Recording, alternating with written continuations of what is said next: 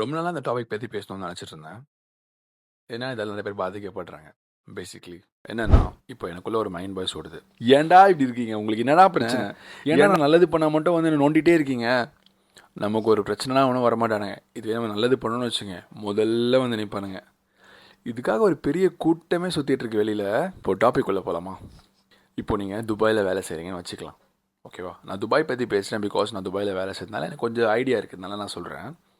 நீங்கள் இப்போ துபாயில் வேலை செஞ்சுட்ருக்கீங்க அண்ட் யூ வாண்ட் ஸ்விட்ச் டு அ டிஃப்ரெண்ட் கம்பெனி. நீங்கள் வேறு கம்பெனி ட்ரை பண்ணிட்டுருக்கீங்க. ஓகேவா? அப்போ நம்ம என்ன பண்ணுவோம்? நம்ம போர்ட்ஃபோலியோலாம் ரெடி பண்ணிவிட்டு, திஸ் இஸ் லைக் ஃபார் ஆர்கிடெக்டாக நான் பேசுகிறேன். But maybe this is might apply to others also. எனக்கு தெரியல. பட் இது நான் ஆர்கிடெக்டாக ஸ்பெஷலாக சொல்கிறேன். அதனால பாதிக்கப்பட்டிருப்பாங்களோ ஒரு கணிப்பில் சொல்கிறேன். இப்போ நீங்கள் போர்ட்ஃபோலியோலாம் ரெடி பண்ணிவிட்டு நீங்கள் வந்து ஜாப் அப்ளை பண்ண ஸ்டார்ட் பண்ணியிருப்பீங்க. கரெக்டாக? அப்போ உங்கள் ஃப்ரெண்ட்டை போய் கேட்பீங்க, மச்சான் நான் இந்த மாதிரி போர்ட்ஃபோலியோ ரெடி பண்ணிட்டேன், இதை கொஞ்சம் பாரு, இது எப்படி இருக்குன்னு சொல்லுங்கள். அவன் நல்லா இருக்குன்னு சொல்லுவான். கண்டிப்பாக நல்லா இருக்குன்னு தான் சொல்லுவான். எந்த ஃப்ரெண்டும் நல்லா இல்லைன்னு சொல்ல போகிறது இல்லை. சரி, அதுக்கப்புறமா மச்சான் இங்கே ட்ரை பண்ணட்டுமாடா, இங்கே எவ்வளோ சம்பளம் மச்சான் கிடைக்கும் அப்படின்னு கேட்கும்போது அவன் சொல்லுவான், மச்சான் அவன் போர்ட்ஃபோலியோவில் இது மிஸ் ஆகுது, உனக்கு இங்கே கிடைக்காது, நீ இங்கே ட்ரை பண்ணு அப்படின்னு சொல்லுவான். தயவு செய்து அதை நம்பாதீங்க.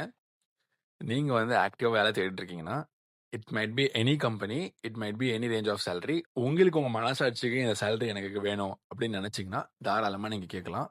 முதல்ல போயிட்டு ட்ரை பண்ணுங்க. தராததெல்லாம் அப்புறம். ஓகேவா?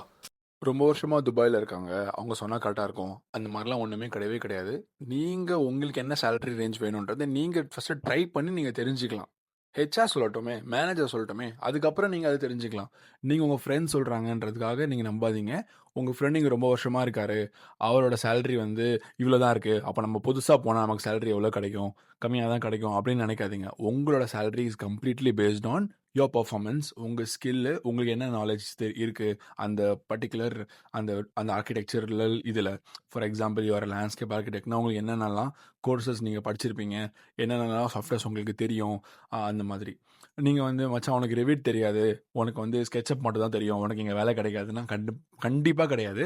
உங்களுக்கு ரெவிட் தெரியாதா? பிரச்சனை இல்லை. உங்களுக்கு ஸ்கெட்சப் தெரியாதா? பிரச்சனை இல்லை. உங்களுக்கு வேறு பேசிக் சாஃப்ட்வேர் தான் தெரியுமா? போதும்.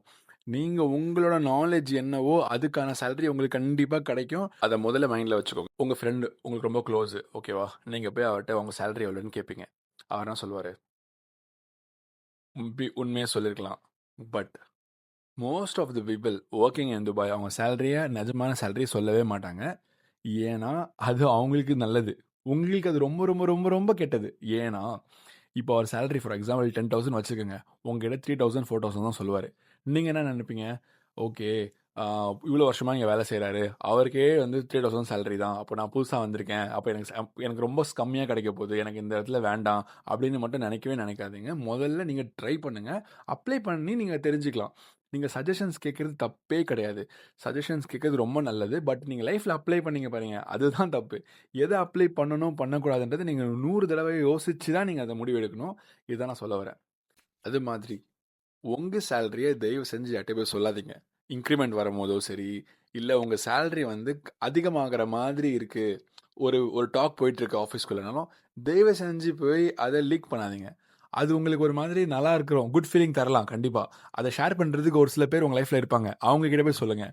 பட் ஆஃபீஸ்க்குள்ளே கண்டிப்பாக அதை ஓப்பன் பண்ணாதீங்க. அது உங்களுக்கு ரொம்ப கெட்டதாக வந்து முடியும். அது வந்து உங்களுக்கு அடுத்தடுத்த வளர்ச்சிக்கு அது ரொம்ப அடி வாங்கும். பட் உங்களுக்கே அது தெரியாது.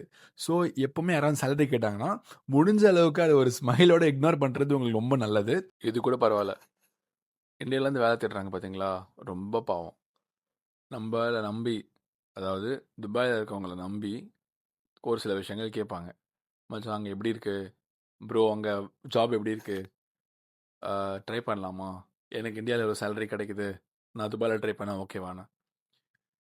முதல்ல சொல்கிறது, பெரும்பாலும் பீப்புள் சொல்கிறது, இங்கே வராத வேஸ்ட்டு, நீ சென்னையிலே வேலை செய், நீ இந்தியாவிலே வேலை செய், உனக்கு அதான் செட் ஆகும், நீங்கள் வந்தீங்கன்னா ரொம்ப கஷ்டப்படுவேன். அது அவர் இஷ்டம். அவர் வராது அவர் இஷ்டம். அவர் உங்களுக்கு சஜஷன் தான் கேட்குறாரு, எப்படி இருக்குன்னு தான் கேட்குறாரு. அவர் உங்களை நம்பி ஒரு விஷயம் கேட்குறாரு. நீங்கள் வந்து நீங்கள் அங்கே தானே உட்காந்துருக்கீங்க, நீங்கள் துபாயில் தானே இருக்கீங்க, அப்புறம் எதுக்காக நீங்கள் வந்து வராதுன்னு சொல்கிறீங்க? எனக்கு புரியல. நீங்கள் ஜாலியாக இருக்கணும், நீங்கள் ஹாப்பியாக இருக்கணும், நீங்கள் வந்து ஒரு மாதிரி சூப்பர் லைஃப் ஸ்டைல் வாழணும், உங்களுக்கு பிடிச்சதெல்லாம் நீங்கள் செய்யலாம். ஆனால் உங்கள் ஃப்ரெண்டை அதை செய்யணும்னு நினச்சா அது உங்களுக்கு பிடிக்காது. காஸ் பொறாமை. So people who ask things from India நம்ம கண்டிப்பாக ஒரு நல்லது தான் சொல்லணும்னு நான் நினைக்கிறேன். அதுக்கப்புறம் அவங்க வந்து ட்ரை பண்ணிட்டு அவங்களுக்கு கிடைக்குதோ கிடைக்காதோ அது அப்புறம் கதை. நம்ம வர்றதுக்கு முன்னாடியே நீ வராத, உனக்கு இங்கே வேலை கிடைக்காது, இங்கே ரொம்ப சம்பளம் தான் கம்மி, இங்கே மார்க்கெட்லாம் டவுன் ஆயிடுச்சு அப்படின்றது வந்து நம்ம ரொம்ப ரொம்ப தப்பு அப்படி சொல்கிறது. இதனால நிறைய பேர் நிறைய ஆப்பர்ச்சுனிட்டிஸ் மிஸ் பண்ணிட்டு இந்தியாவில் வேலை செஞ்சுட்டு இருக்காங்க. இந்தியாவில் அவங்களுக்கு செட் ஆச்சுன்னா அவங்க இந்தியாவிலே இருக்கட்டும். If they want to try in Dubai அது அவங்களோட இஷ்டம். அது அவங்களோட கம்ப்ளீட்லி அது அவங்களோட ஒரு பர்சனல். நம்ம அவங்க கிட்ட வந்து அவங்க கேட்கும் போது அஃப்கோர்ஸ் நானும் துபாயில் தான் இருக்கேன். என்னையும் ஃப்ரெண்ட்ஸ் வந்து கேட்பாங்க. I also given suggestions. But நம்ம நிறைய பேர் வந்து நான் நான் பார்த்த வரைக்கும் நிறைய பேர் வந்துட்டு ப்ரோ எனக்கு சம்பளம் இங்கே வந்து ஒரு 60K சேலரி கிடைக்குது ஐஎன்ஆரில், துபாய் வந்து எவ்வளோ கிடைக்கும், அதெல்லாம் அதிகமாக கிடைக்குமா கம்மியாக கிடைக்குமானா வந்து ட்ரை பண்ணிட்டு பார்க்கட்டும். நம்ம வந்து கிடைக்காதுன்னு சொல்லி நம்ம அவங்கள டம்ப் பண்ணுறது ரொம்ப ரொம்ப தப்புன்னு நான் சொல்ல வரேன். அவ்வளோதான்.